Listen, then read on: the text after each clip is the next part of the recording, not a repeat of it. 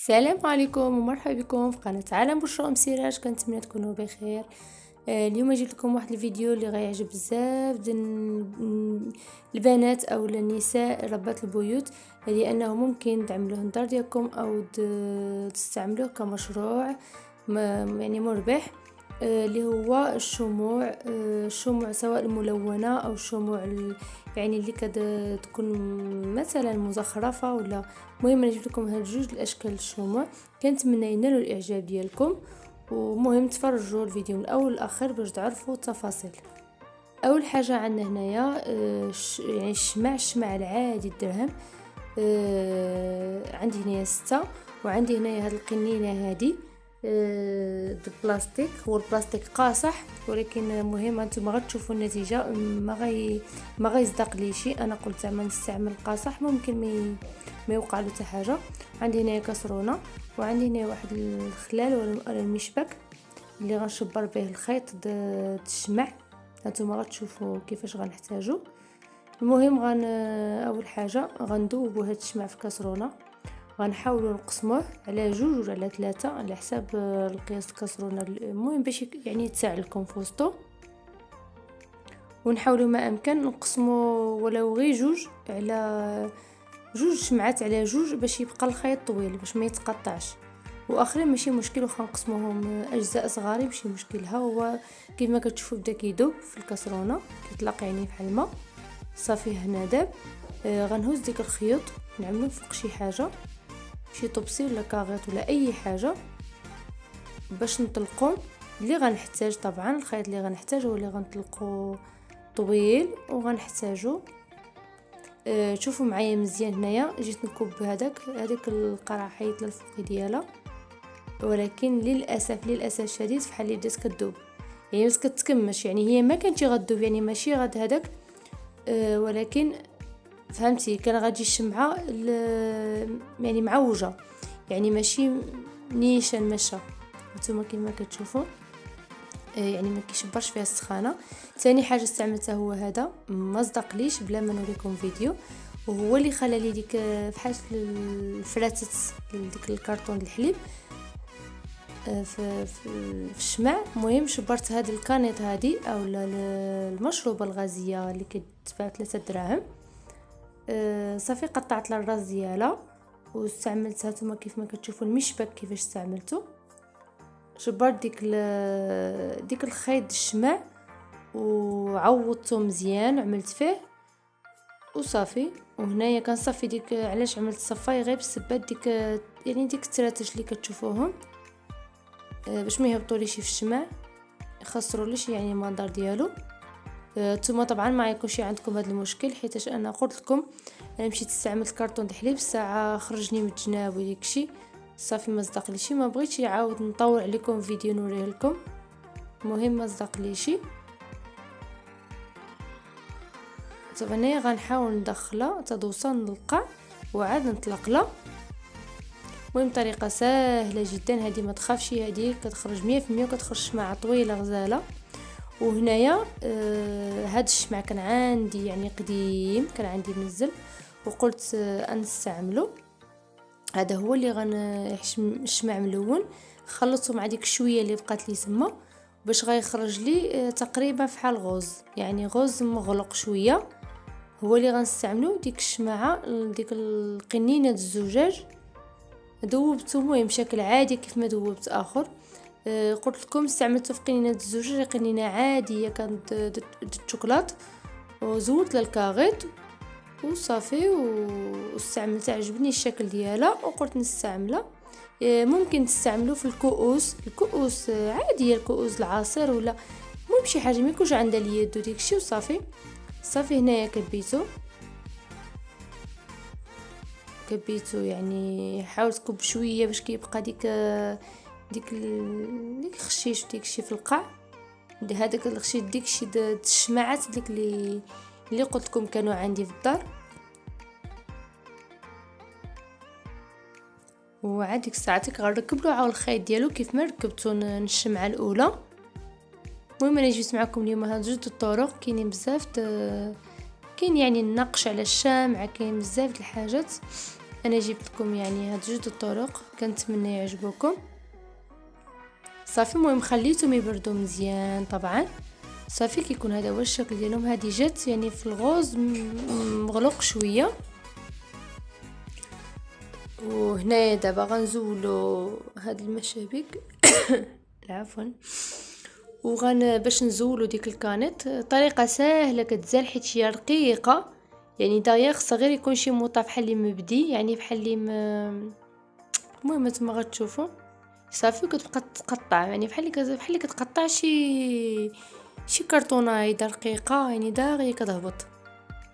حاولوا ما امكن ما تقطع لكم شي قبل ما توصل للقاع، باش ما تضطروش انكم تجرحوا الشمع ديالكم. حاولوا بقاو ماشيين بمسافه واسعه. المهم طريقه سهله الصراحه وكتجي مالسه.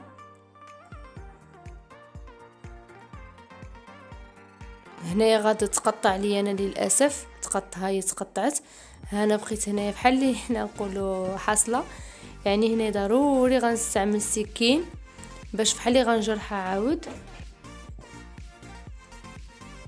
غنحاول غير بشويه على حساب نتوما كتعرفوش معها ما بغيتش نجرحها.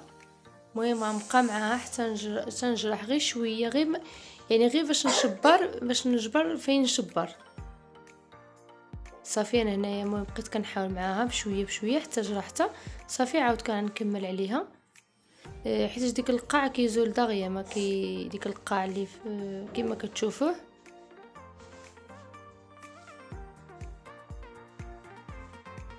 بقات لي غير شويه غنزولها، عاد نزول ديك القاع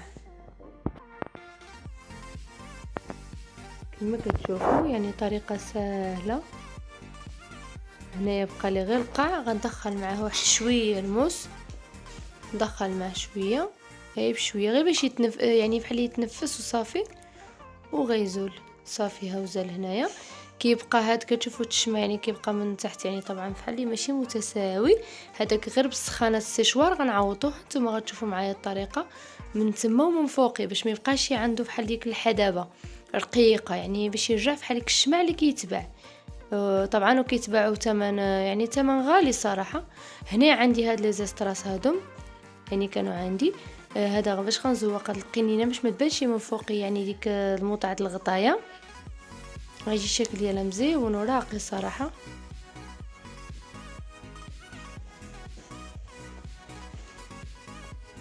لصقوها سواء الا عندكم بيستولي لصقوها، ما عندكم شي الناس اللي ما عندهم شي يعني بيستولي ممكن تستعملوا كاين ديك اللصق ديك كيجي بحال شويه سائل كيتباع ب5 دراهم في الصفر. المهم كيتباع عند دروغري، كيتباع حتى في الحوانت. هذاك كيلصق مزيان، هذاك التلصيق ديالو حتى هو ما كيطيرش نهائيا، يعني اللي ما عندوش يستعمل غير هذاك. غير ما تولوش به يدكم وصافي. هذاك حيتاش عليه في اليدين خطر على اليدين. صافي المهم غنكملوا الزويق ديالها. والطريقه الثانيه يعني الزواق الثاني هو بكلينكس. الى ما عمركم شفتوا هاد الطريقه كتجي مزيونه الصراحه. غنختار الزواقه اللي بغيت. كلينكس هذا اللي كيتباع يعني مزوق العراسات وديكشي. غنختار الزواقه اللي بغيت. كتمشي عند مول الحلوى وديكشي كتشري الزواقه اللي بغيتي. الا كنتي مثلا غتستعملوا الشمعه الاطفال ولا شي حاجه، كاينين كلينكس هادو كيجيو فيهم بزاف الحاجات سبايدرمان اي حاجه. يعني كاين العرايس كيجي فيهم عروسه وعروس، الا بغيتو تستعملوهم مثلا هيدا مثلا الخطوبه ولا اي حاجه نقيش ولا. المهم هادشي يعني ديكشي واسع، يعني كل واحد كيتفنن في هادشي ديالو. انا اخترت هنايا جوج رشيمات كيف ما شفتوا. واول حاجه غنقوم بها هي غنعوض لها ديك الراس ديالها والقاع ديالها كيف ما قلت لكم. غنعوضو غيرجع ماء، غيرجع يعني مسطح، ما يبقاش هيداك يعني بديك محدرف هيدا كما كنقولوا. صافي شبرت بقيت كنعاون غير بواحد كلينكس باش كان بحال اللي كنمسح به باش كيتعوض، حيت الشمع نتوما كتعرفوا كيلصق في اليدين بزاف. المهم حتى نشوف يعني كنشوف انني حصلت على واحد النتيجه صافي كنوقف يدي.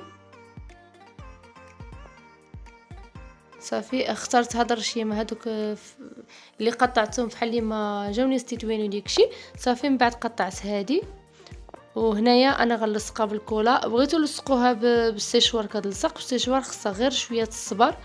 انا غنلصقها غير بالكولا الخشب. كولا الخشب هادي كتباع ب10 دراهم، كاين اللي كيبيعها ب14، كاين اللي ب12، كل واحد وشحال كيبيعها. صافي غنبقى ندهنها حيت شي ملي كتيبس ما كتبقاش تبان مره. غنبقى ندهنها وفي الموطع اللي غتجي في هذيك الرشيمه. كما قلت لكم بالنسبه للعرايس ممكن يزينوها حتى بديك القلم اللي كيتباع فاشيون، يعني كدرش تشوف الرشيمه اللي غتعمل ومن بعد كتزينها. وممكن حتى بهذه الطريقه هذه كيجيو مزيونين هيدا النقيش ولا شي حاجه. مهم انا عطيتكم مجرد افكار وكيفاش يعني الشمع ممكن تعملوا غير في الدار، وهادم تاخذوهم كمشروع راهم مربحين الصراحه رائعين. هنايا غنقطع ديك الراس، طبعا ما نخليش طويل هيداك، يعني غنخليها قصير وغنقطع حتى هذه ديك الخيط ديالها. صافي وديك الساعه غنخلي اخرى اللي عملت لها لصقت ديبس تماما. المهم كنتمنى يكون عجبكم هذا الفيديو وتشاركوه مع الاهل والاصحاب ديالكم والاحباب ديالكم، وكنتمنى يكون خفيفه ظريفه عليكم. نتلاقاو في شي فيديو اخر ان شاء الله بشي حاجه اللي مفيده. وكان هذا هو الشكل النهائي الشموع ديالنا. الى عجبكم طبعا خليوا لي في التعاليق ديالكم انهم واش عجبوكم ولا لا، وخليوا لي اللايكات ديالكم، اللايكات باش كيطلع الفيديو كيشوفوه الناس كتار. وبسلام عليكم، في امان الله، نتلاقاو في فيديو اخر ان شاء الله. باي باي.